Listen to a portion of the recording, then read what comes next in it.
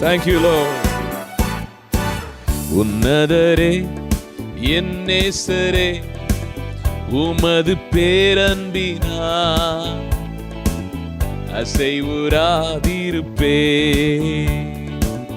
உன்னதரே என் நேசரே, உமது பேரன்பினா அசைவுறாதிருப்பே. முழுமனதோடு நன்றி சொல்வேன், முகமலர்ந்து நன்றி சொல்வேன். முழுமனதோடு நன்றி சொல்வேன், முகமலர்ந்து நன்றி சொல்வேன். கூப்பிட்ட நாளில் பதில் தந்தீரே, ஆத்துமா வாழ பலம் தந்தீரே. கூப்பிட்ட நாளில் பதில் தந்தீரே, ஆத்துமா வாழ பலம் தந்தீரே. உன்னதரே என் நேசரே, உமது பேரன்பினா அசைவுறாதிருப்பே. உந்தன் நினைவில் நான் அகமகிழ்வேன். நீ சொன்ன வாக்குத்தத்தத்தை நிறைவேற்றுகிறவர்.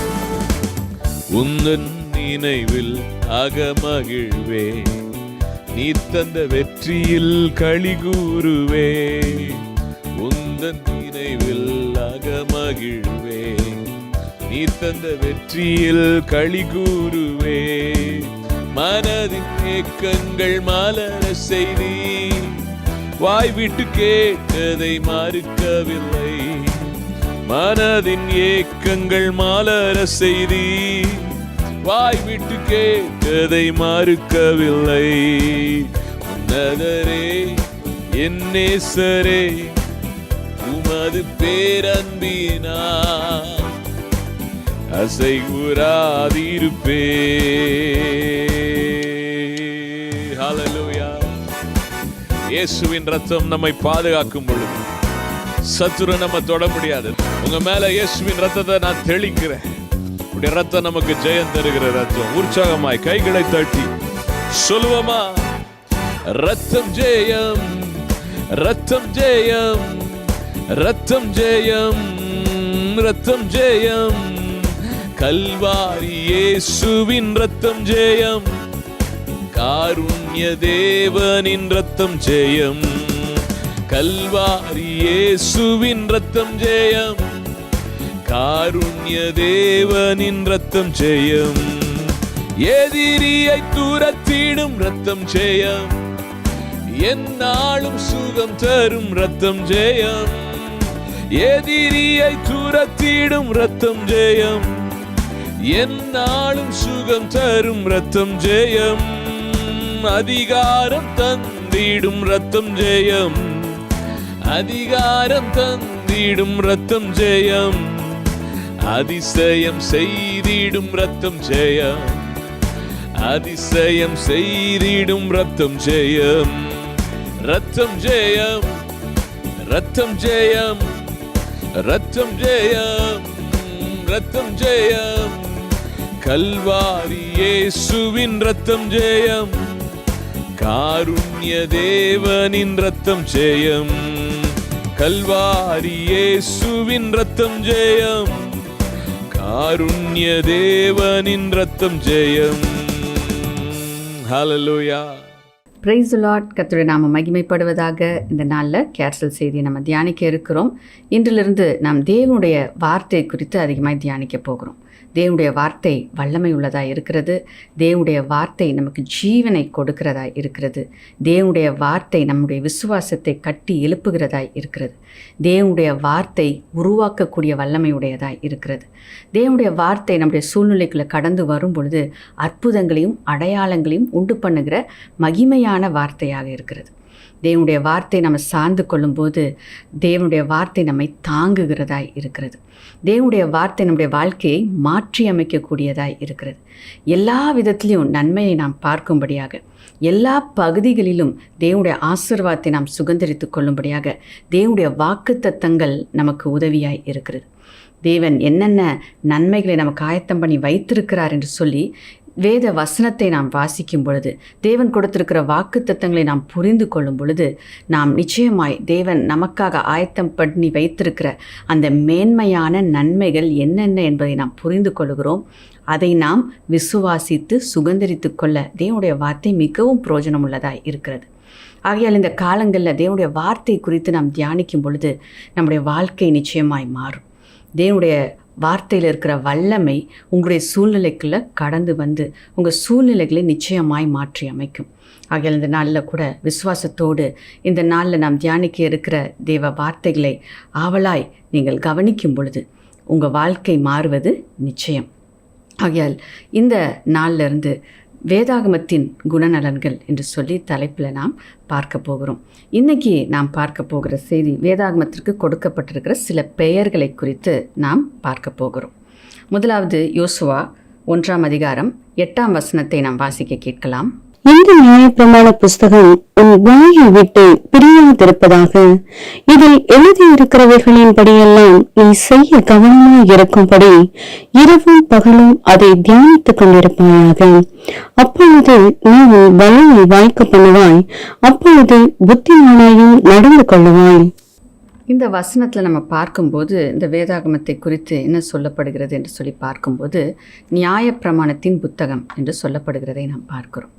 அப்போ இந்த வார்த்தைகள், இந்த நியாயப்பிரமாண புத்தகத்தில் எழுதப்பட்டிருக்கிற வார்த்தைகளை கவனமாய் நாம் கை கொள்ளும் பொழுது நாம் புத்திமான்களாய் நடந்து கொள்வோம் என்று வசனம் சொல்லுகிறது.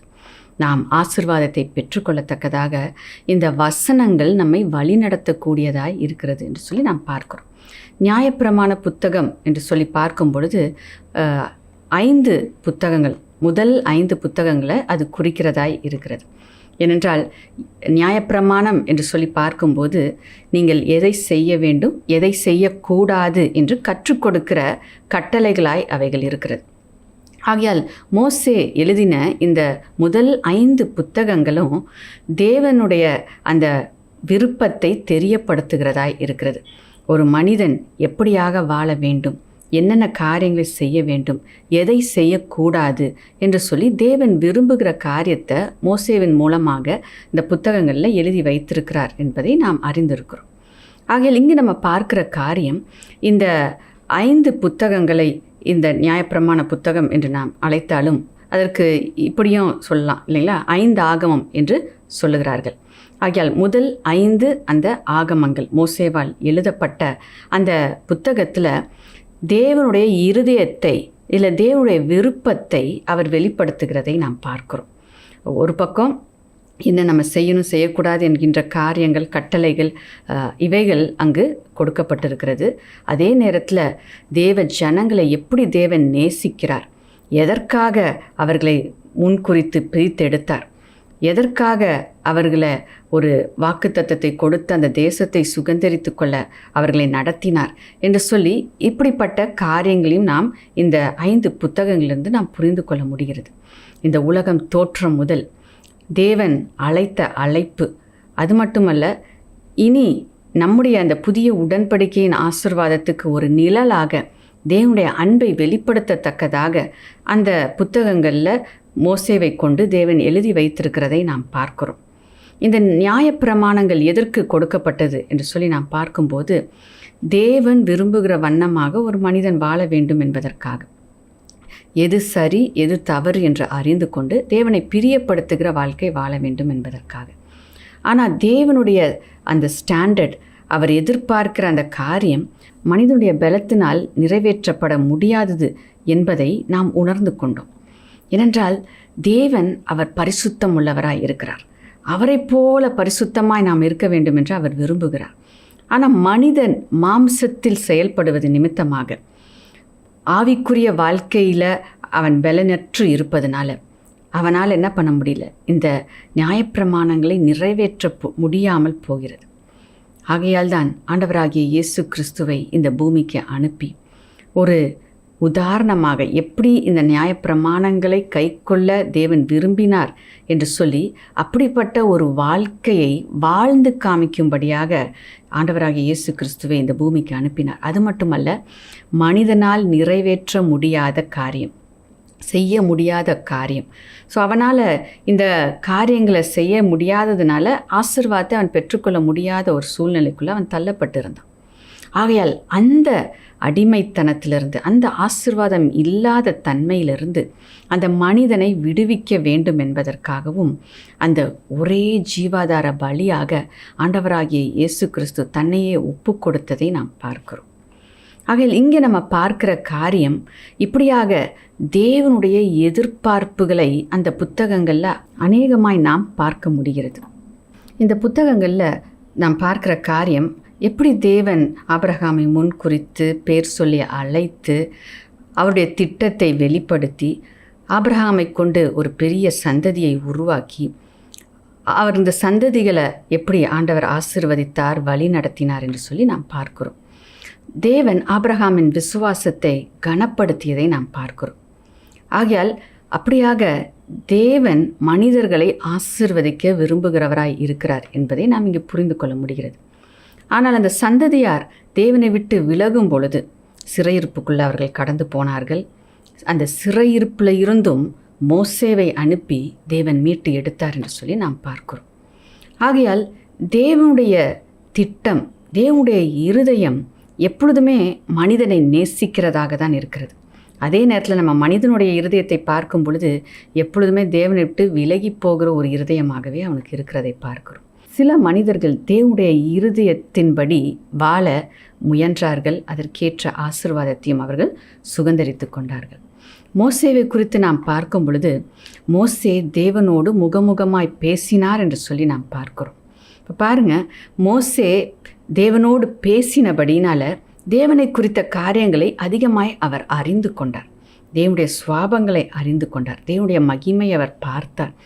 தேவனுடைய வார்த்தைகள், சத்தங்களை அவர் கேட்டு அந்த வார்த்தைகளை தான் அவர் புத்தகத்தில் எழுதி வைத்திருக்கிறார். மோசேவுக்கு தேவனோடு இருந்த அந்த உறவின் நிமித்தமாக தேவனை குறித்த அறிவு அவருக்குள்ளே இருந்ததை நாம் பார்க்கிறோம். முகமுகமாய் பார்த்து பேசினதுனால அவருடைய சுவாபங்களை அவர் அறிந்திருந்தார். அவருடைய விருப்பங்களை அவர் அறிந்திருந்தார். அவர் அறிந்து கொண்டது மாத்திரமல்ல, தேவனால் கொடுக்கப்பட்ட கட்டளையின்படி அதை அவர் எழுதியும் வைத்தபடினால தான் இன்னைக்கு வரைக்கும் தேவன் எதை விரும்புகிறார், எதை செய்ய வேண்டும் என்று அவர் சொல்லுகிறார் என்பதை நாம் அறிந்து கொள்ள முடிகிறது. பாருங்கள், மோசேவுக்கும் தேவனுக்கும் இருந்த அந்த உறவு நமக்கும் ஆசீர்வாதமாய் மாறி இருக்கிறதை நாம் பார்க்கிறோம். இப்போ பாருங்கள், ஒரு மனிதனோடு தேவனுக்கு இருக்கிற உறவு நிமித்தமாக அநேகர் ஆசீர்வதிக்கப்படுகிறார்கள். இந்த வேத புத்தகம், மோசேவினால் எழுதப்பட்ட அந்த 5 ஆகமங்கள் நமக்கு தேவனை குறித்த வெளிப்பாடை கொடுக்கிறதாய் இருக்கிறது. மோசே தேவனோடு உறவு கொண்டபடியினால், அவர் அறிந்து கொண்ட காரியங்களை அவர் நமக்காக எழுதி வைத்தபடியினால் இன்றைக்கி நாமும் அதை அறிந்து கொள்ள முடிகிறது. தேவனுடைய இருதயத்தை புரிந்து கொள்ள முடிகிறது. அவர் எடுத்த பிரயாசங்கள், அவர் பாருங்கள், தேவனோடு அங்கு பேசும்படியாக அவர் காத்திருந்தார். 40 இரவுகள் 40 பகல் சாப்பிடாம தண்ணி குடிக்காம அவர் காத்திருந்து பெற்றுக்கொண்ட பொக்கிஷங்கள் இன்னைக்கு நமக்கு சுலபமாய் கிடைக்கிறது.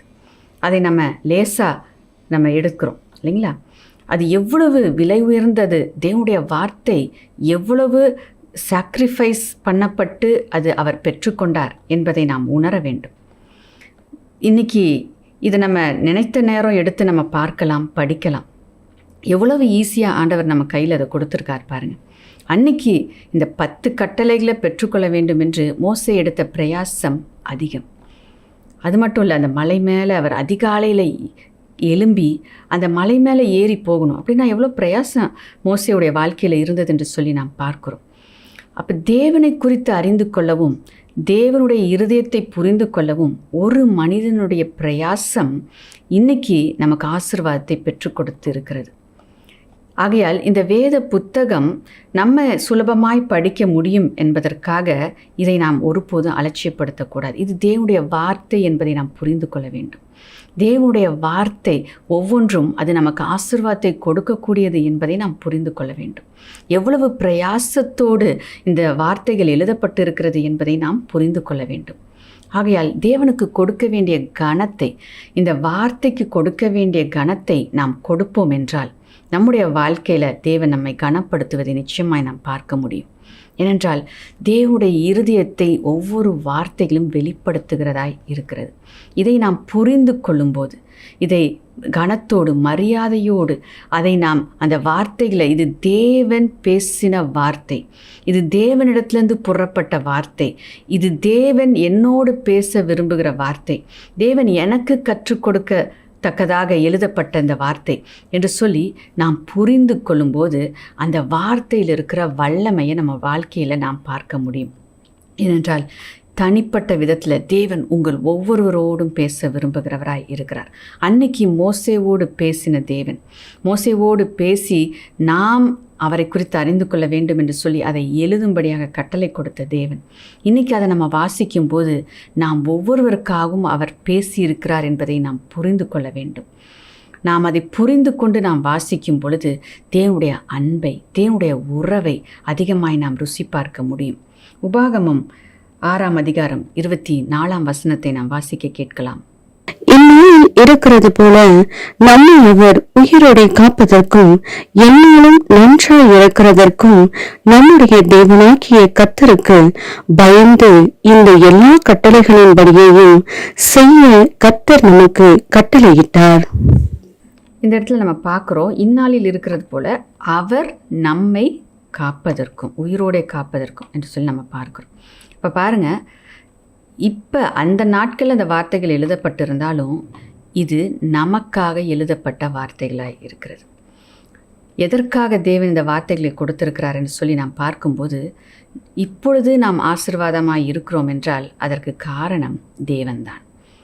இந்த ஆசீர்வாதம், இந்த பாதுகாப்பு நம்முடைய வாழ்க்கையில் நிலைத்திருக்க வேண்டும் என்றால் நாம் தேவனுடைய கட்டளைகளை கை கொள்ள வேண்டும், அவருடைய வார்த்தையின்படி நடக்க வேண்டும். நாம் தேவனிடத்தில் இந்த நன்மையை பெற்றுக்கொள்ள வேண்டும் என்றால் இந்த வசனத்தின்படி நம்முடைய வாழ்க்கை இருக்க வேண்டும் என்பது தான் இந்த வசனங்களில் நம்ம பார்க்கிறோம். ஆகையால் இன்றைக்கும் நாம் ஆசீர்வதிக்கப்படும்படியாக, இன்றைக்கி நம்ம ஆசீர்வதிக்கப்பட்டிருக்கிறபடியாக இன்னும் அதிக ஆசீர்வாதங்களை நம்முடைய வாழ்க்கையில் பெற்றுக்கொள்ளும்படியாக, இன்றைக்கி நாம் பாதுகாப்பாக இருக்கிறோம், இந்த பாதுகாப்பு நம்முடைய வாழ்க்கையில் நிலைத்திருக்க, நாளைக்கு இருக்க, அடுத்த மாதம் இருக்க, அடுத்த வருஷம் இருக்க, நம்முடைய பிள்ளைகளுக்கு அந்த பாதுகாப்பு இருக்க, சந்ததி சந்ததியாய் தேவனுடைய ஆசீர்வாதமும் பாதுகாப்பும் இருக்க வேண்டும் என்றால் தேவனுடைய வார்த்தையின்படி நம்முடைய வாழ்க்கை இருக்க வேண்டும். தேவன் நம்மை நேசித்தபடினால், உங்கள் ஒவ்வொருவரையும் அவர் நேசித்தபடினால், நீங்கள் நன்றாக இருக்க வேண்டும் என்பதற்காக, நீங்கள் பாதுகாப்பாய் இருக்க வேண்டும் என்பதற்காக தேவன் இந்த வார்த்தைகளை நமக்கு கொடுத்திருக்கிறார். இது கட்டளைகள், இது கட்டாயம் நம்ம கடைபிடிக்கணும் அப்படின்னு நம்ம பார்க்காம, ஆண்டவர் எவ்வளவாய் என்னை நேசித்தபடினால நான் நல்லா இருக்கணும், நான் ஆசீர்வாதமாக இருக்கணும், நான் பாதுகாப்பாக இருக்க வேண்டும் என்று சொல்லி தேவன் எனக்கு இந்த பாதையை காமித்திருக்கிறார், இதை எனக்கு கற்றுக் கொடுக்கும்படியாக இதை எழுதி வைத்திருக்கிறார் என்கின்ற மனநிலையோடு நாம் வேதத்தை வாசிப்போம் என்றால் தேவனுடைய அன்பை நாம் புரிந்து கொள்ள முடியும். இப்போ பாருங்கள், நாம் பிரயாசப்பட வேண்டிய அவசியம் இல்லை. தேவனை குறித்து அதிகமாய் அறிந்து கொள்ள வேத வசனத்தை தேவன் நமக்கு கொடுத்திருக்கிறார், வேத புத்தகமாக ஆண்டவர் நமக்கு கொடுத்திருக்கிறார்.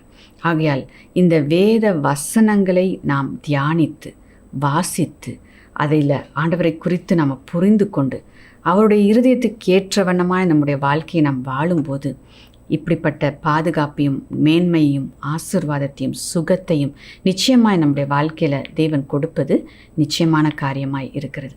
ஆகையால் இந்த நாட்களில் இந்த 5 ஆகமங்கள் தேவன் நமக்கு கொடுத்திருக்கிறது போல இந்த வேத புத்தகம் முழுமையாகவும் தேவன் நமக்கு கொடுத்திருக்கிறார். ஆகையால் இந்த வேத புத்தகத்தில் எழுதப்பட்டிருக்கிற ஒவ்வொன்றும் தேவனுடைய வார்த்தையாய் இருக்கிறது என்று சொல்லி நாம் பார்க்கிறோம். ஒவ்வொன்றும் தேவனுடைய வார்த்தை. ஒன்று கூட இது கதை அல்ல, இல்லை ஒரு ஹிஸ்ட்ரியை போல ஒரு சம்பவம் எழுதப்பட்டில்லை. ஒவ்வொன்றும் தேவன் நம்மோடு பேச விரும்புகிற வார்த்தைகளாய் இருக்கிறது என்று சொல்லி நாம் பார்க்கிறோம். அதற்கான வசனத்தை நாம் வாசிக்கலாம். மத்தேயு 4ஆம் அதிகாரம் 4ஆம் வசனம். அவர் பிரதியுத்தரமாக, மனுஷன் அப்பத்தினாலே மாத்திரமல்ல, தேவனுடைய வாயிலிருந்து புறப்படுகிற ஒவ்வொரு வார்த்தையினாலும் பிழைப்பான் என்று எழுதி இருக்கிறதே என்றார். இங்கே இந்த வசனத்தில் இந்த வார்த்தைகள், வாக்குத்தத்தங்கள் நமக்கு எப்படி இருக்கிறது? தேவனுடைய வார்த்தை என்பதை வெளிப்படுத்துகிறதை நாம் பார்க்கிறோம். அவனுடைய வாயிலிருந்து புறப்படுகிற ஒவ்வொரு வார்த்தையும் நம்மை உயிர்ப்பிக்கிறதாய் இருக்கிறது. அப்போ ஒவ்வொரு வசனமும் தேவன் நமக்கு கொடுத்ததாய் இருக்கிறது. தேவன் நம்மோடு பேச விரும்புகிற வார்த்தைகளாய் இருக்கிறது. தேவன் நமக்கு கற்றுக் கொடுக்க விரும்புகிற காரியங்களாய் இருக்கிறது. இந்த தேவனுடைய வார்த்தையை நாம் புரிந்து கொண்டு, தேவன் என்னோடு பேசுகிறார் என்பதை அறிந்து கொண்டு அதை நாம் தியானிக்கும் பொழுது, அந்த வார்த்தையின்படி நம்முடைய வாழ்க்கை இருக்கும் பொழுது நாம் உயிர்ப்பிக்கப்படுகிறோம், நாம் வாழ்கிறோம், நாம் ஆசீர்வாதத்தை சுதந்தரித்துக் கொள்ளுகிறவர்களாய் இருக்கிறோம். இன்னொரு வசனத்தை நம்ம வாசிக்க கேட்கலாம். எபிரேயர் 11:3. விசுவாசத்தினாலே நாம் உலகங்கள் தேவனுடைய வார்த்தையினால் உண்டாக்கப்பட்டதென்றும், இவ்விதமாய் காணப்படுகிறவைகள் தோன்றப்படுகிறவைகளால் உண்டாகவில்லை என்றும் அறிந்திருக்கிறோம். இங்கே நம்ம பார்க்கிற காரியம், தேவனுடைய வார்த்தையினால் இந்த பூமி உருவாக்கப்பட்டது என்று சொல்லி நாம் பார்க்கிறோம். பார்க்கும்போது தேவனுடைய வார்த்தையின் வல்லமை இங்கே வெளிப்படுகிறதை நாம் பார்க்கிறோம். தேவனுடைய வார்த்தை உருவாக்கக்கூடியதாக இருக்கிறது. இங்கே பார்க்கும்போது இங்கே உருவாக்கப்பட்டிருக்கிற ஒவ்வொன்றும் காணக்கூடாதவைகள் மூலமாக உருவாக்கப்பட்டிருக்கிறது என்று சொல்லி இங்கே நம்ம வசனத்தில் பார்க்கிறோம். தேவனுடைய வார்த்தை அது வல்லமை உள்ளது. ஒருவேளை அந்த வார்த்தையை நம்ம பேசும்போது நம்ம சத்தம்தான் கேட்குறோம் இல்லைங்களா, அதை நம்ம பார்க்க முடியாது. அந்த பார்க்க முடியாத அந்த வார்த்தைக்கு இவ்வளவு வல்லமை இருக்கிறது. தேவனுடைய வார்த்தை என்று சொல்லி பார்க்கும் பொழுது, நாம் தேவனுடைய சத்தத்தை கேட்கும் பொழுது, தேவனுடைய சத்தத்தில் இருக்கிற வல்லமை நம்ம வாழ்க்கைக்குள்ளே நிச்சயமாய் கடந்து வரும். இப்போ பாருங்கள், ஒரு பொருள் இப்போ ஒரு செவுத்தை தாண்டியோ ஒரு கண்ணாடியை தாண்டியோ போக முடியாது. அதே நேரத்தில் சத்தம் அதை ஊடுருவி செல்லுகிறது. அந்த பக்கம் இருக்கிறவங்களுக்கு இங்கேருந்து ஒரு சத்தம் உருவாகும் போது அது கேட்குது இல்லைங்களா. இந்த ரூமில் இருந்து அடுத்த ரூமுக்கு அது ட்ராவல் பண்ணுது. அப்போ அந்த சத்தத்தை இருக்கிற வல்லமையை நம்ம பார்க்குறோம். அதே நேரத்தில் இல்லாத ஒன்றை உருவாக்கக்கூடிய வல்லமை உள்ளதாக தேவனுடைய வார்த்தை இருக்கிறது என்று சொல்லி நாம் பார்க்குறோம். தேவனுடைய அப்படிப்பட்ட வார்த்தையின் வல்லமை நம்முடைய வாழ்க்கையில் கடந்து வரும்படியாக நம்மை நாம் திறந்து கொடுக்கும் பொழுது அந்த வார்த்தையின் வல்லமை நம்ம வாழ்க்கைக்குள்ளே கடந்து வருகிறது. அந்த வார்த்தை நம்முடைய வாழ்க்கையை மாற்றக்கூடியதாக இருக்கிறது, உருமாற்றக்கூடியதாக இருக்கிறது. நம்முடைய வாழ்க்கையின் சூழ்நிலைகளை மாற்றக்கூடியதாக இருக்கிறது. இல்லாத ஒன்றை உருவாக்கக்கூடியதாக இருக்கிறது. இந்த இடத்துல இந்த வசனத்தில் பார்க்குறோம், தேவனுடைய வார்த்தை என்று சொல்லப்படுகிறதை நாம் பார்க்கிறோம். ஆகையால் இந்த வேதத்தில் எழுதப்பட்டிருக்கிற காரியங்கள் தேவனுடைய வார்த்தையாய் இருக்கிறது. அதை நாம் தேவனுடைய வார்த்தையாக நாம் விசுவாசிக்கும் பொழுது தேவனுடைய வார்த்தையில் இருக்கிற வல்லமை நம்முடைய வாழ்க்கைக்குள்ளே கடந்து வருகிறதை நிச்சயமாய் நாம் பார்க்க முடியும். அன்னைக்கு தேவன் பேசின அந்த வார்த்தை அந்த முழு உலகத்தையுமே அது சிருஷ்டிக்கக்கூடிய வல்லமை உடையதாக இருந்தது போல, இன்னைக்கு தேவன் இந்த வேத புத்தகத்தில் அவருடைய வார்த்தைகளை அவர் பொறித்து வைத்திருக்கிறார். எழுதப்பட்டு இவைகள் நமக்காக கொடுக்கப்பட்டிருக்கிறது. அந்த வல்லமையான வார்த்தைகள் இந்த இடத்துல, இந்த வேத புத்தகத்தில் அது புதைந்து கிடக்கிறதை நாம் பார்க்கிறோம். ஆகையால் பாருங்கள், அந்த ஒரு தங்க சுரங்கத்தை அது சுரங்கத்தில் போய் அதை தேடி அந்த தங்கத்தை கண்டுபிடிப்பது போல் அங்கே அதை கண்டுபிடிக்கும்போது எவ்வளோ ஒரு சந்தோஷம் இருக்குது பாருங்கள். அப்போ அதுபோல் நாம் தேவனுடைய வார்த்தையில் அநேக நன்மைகள் புதைந்து கிடக்கிறதை நாம் பார்க்கிறோம். தேவனுடைய வார்த்தையின் வல்லமையை நாம் அந்த வேத புத்தகத்தில் போய் நாம் ஆராய்ந்து அதை தியானித்து வாசிக்கும் பொழுது அதில் இருக்கிற பொக்கிஷங்களை, நன்மைகளை, ஆசீர்வாதங்களை நாம் பெற்றுக்கொள்ள முடியும். ஒரு சென்ட் பாட்டில் மூடி இருக்கும்போது அது வாசனை தெரியாது. அந்த மூடியை திறக்கும் பொழுது அந்த வாசனை அந்த அறையை அது நிரப்புகிறது. அதுபோல தான் இந்த வேத புத்தகத்தை நீங்கள் மூடியே வைத்திருப்பீர்கள் என்றால் இந்த வேத புத்தகத்தில் இருக்கிற தேவனுடைய வல்லமை, தேவனுடைய வார்த்தையில் இருக்கிற வல்லமை உங்கள் வாழ்க்கைக்குள்ளே கடந்து வராது. சாதாரண வாழ்க்கையாக இருக்கும். ஆனால் நீங்கள் இந்த புத்தகத்தை திறப்பீர்கள் என்றால், இந்த வேத வசனத்தை தியானிக்க துவங்குவீர்கள் என்றால், இந்த வசனத்துக்குள்ளே இருக்கிற அந்த வல்லமை, அந்த நறுமணம் உங்கள் வாழ்க்கைக்குள்ளே கடந்து வரும். உங்கள் சூழ்நிலைகளை மாற்றும். சுற்றி இருக்கிறவர்களுக்கு முன்பாக சாட்சியாக உங்களை நிறுத்தும். தேவனுடைய வார்த்தை வல்லமை உள்ளதாய் இருக்கிறது. ஆகையால் அப்படிப்பட்ட ஒரு மாற்றத்தை உண்டு பண்ணக்கூடிய தேவனுடைய வார்த்தை தான் இந்த வேத புத்தகத்தில் நமக்கு கொடுக்கப்பட்டு இருக்கிறது. ஆகையால் இந்த வேத புத்தகத்தை திறந்து நாம் வாசிக்கும் பொழுது உருவாக்கக்கூடிய வல்லமை, இல்லாத ஒன்றை கொண்டு வரக்கூடிய வல்லமை இந்த தேவனுடைய வார்த்தையில் இருக்கிறதை நாம் பார்க்கிறோம். இதுவரைக்கும் அந்த வார்த்தையின் வல்லமை உங்கள் வாழ்க்கையில் நீங்கள் புரிந்து கொள்ளவில்லை என்றால், அனுபவிக்கவில்லை என்றால், இன்றைக்கி ஒரு தீர்மானத்தை எடுங்க. இந்த வேத வசனத்தை திறந்து நீங்கள் வாசிங்க. வாசித்து கொண்டே இருங்க, தியானித்து கொண்டே இருங்க, அதை சிந்தித்து கொண்டே இருங்க.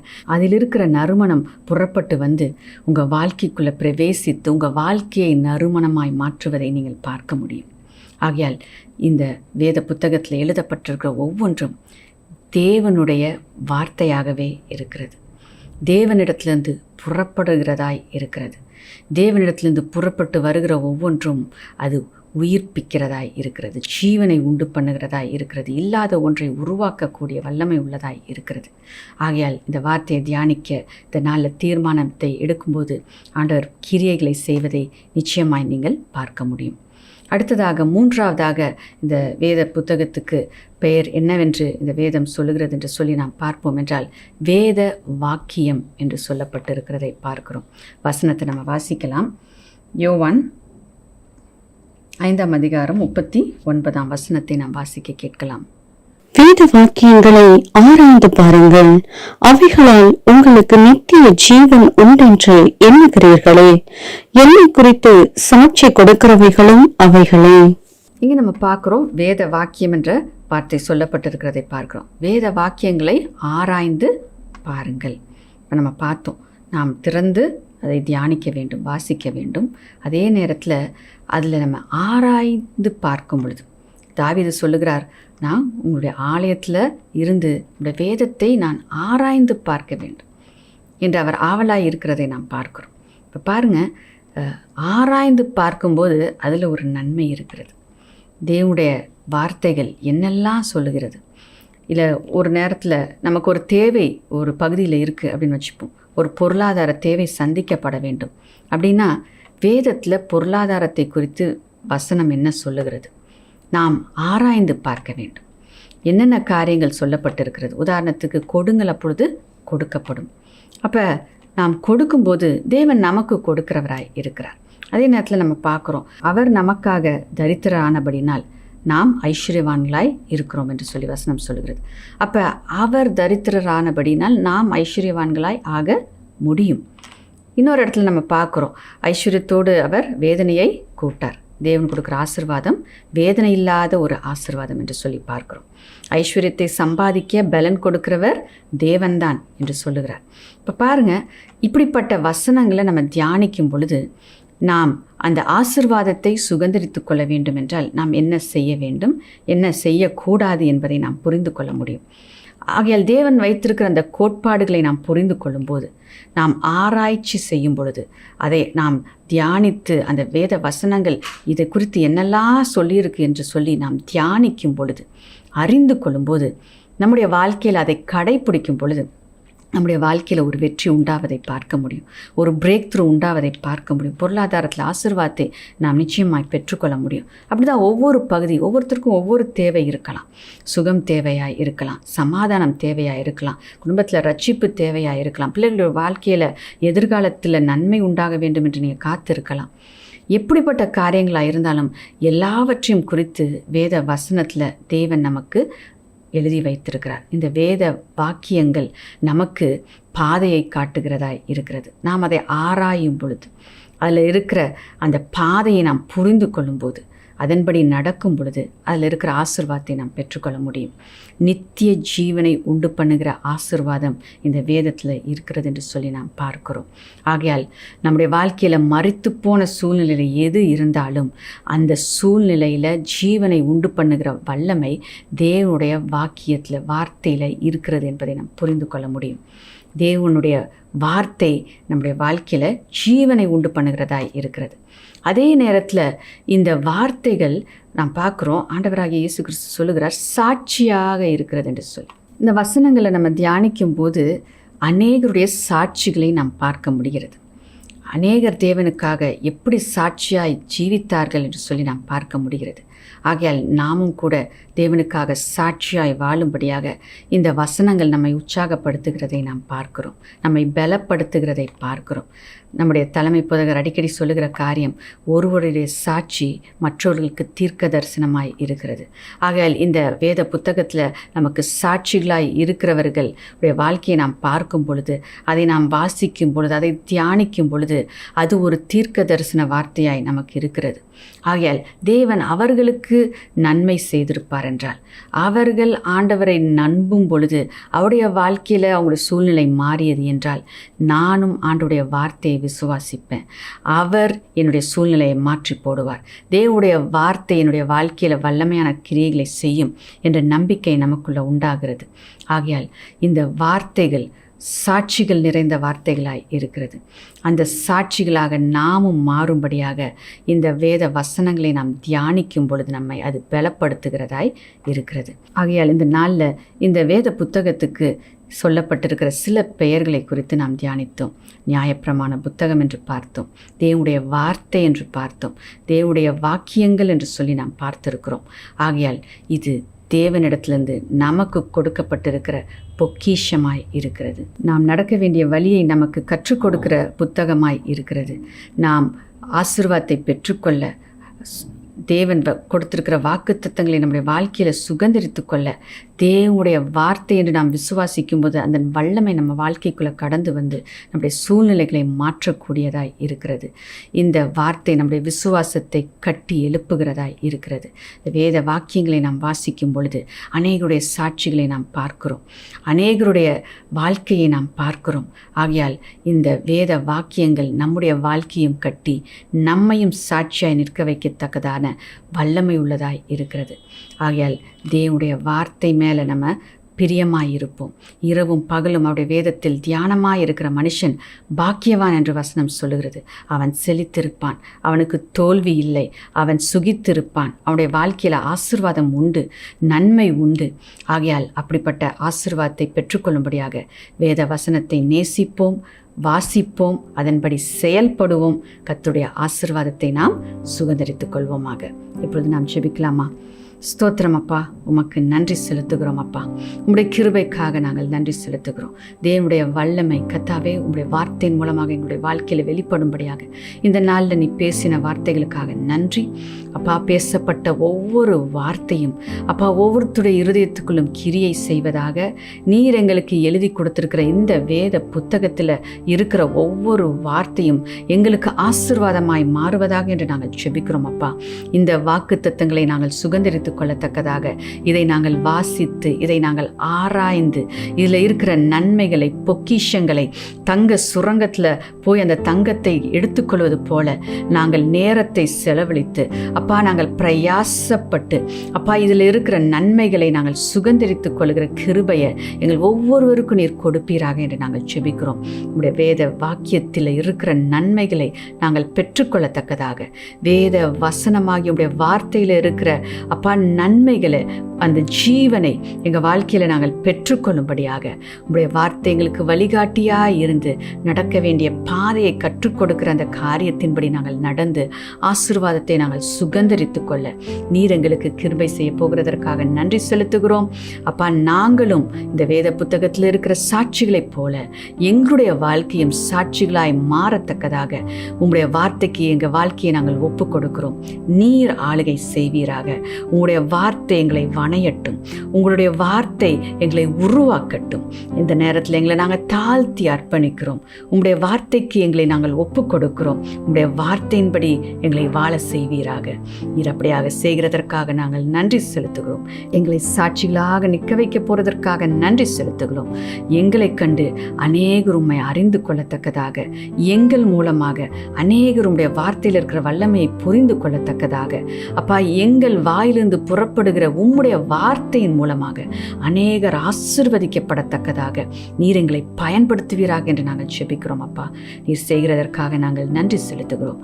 உமக்கே துதி கன மகிமை எல்லாவற்றையும் ஏறெடுக்கிறோம். இயேசுவின் நாமத்தில் பிதாவே, ஆமென், ஆமென். நாம் சேர்ந்து சொல்லலாம். என் ஆத்துமாவே கர்த்தரை ஸ்தோத்திரி, என் முழு உள்ளமே அவருடைய பரிசுத்த நாமத்தை ஸ்தோத்திரி. என் ஆத்துமாவே கர்த்தரை ஸ்தோத்திரி, அவர் செய்த சகல உபகாரங்களையும் மறவாதே. ஆமென், ஆமென். God bless you. கர்த்தருடைய வார்த்தை உங்களை ஆசீர்வதிக்கும். அவருடைய வார்த்தை உங்களை வழி நடத்தும். ஆகையால் அவருடைய வார்த்தையை தியானியுங்க, வாசியுங்க, மனப்பாடம் பண்ணுங்க. வார்த்தையின்படி வாழுங்கள். கர்த்தருடைய ஆசீர்வாதத்தை சுதந்திரித்துக் கொள்ளுங்கள்.